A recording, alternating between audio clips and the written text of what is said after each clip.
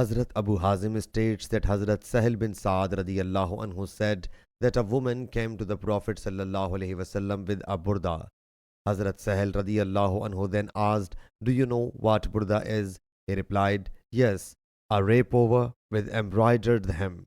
She submitted, "O Allah's Apostle sallallahu alaihi wasallam, I have woven this rape over with my own hand for you."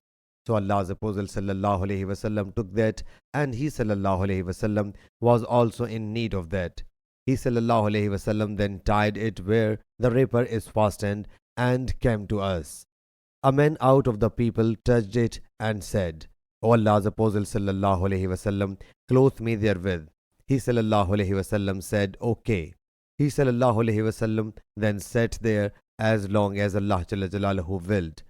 And when he sallallahu alaihi wasallam went back, folded the rape over and sent him that. The people whereupon said to him, "You did not do something good. You have asked for this rape over, though you know well that he sallallahu alaihi wasallam does not turn down the request of a needy." That man thereupon replied, "By Allah Jalla Jalaluhu, I have begged for it so that it must be my shroud on the day I die."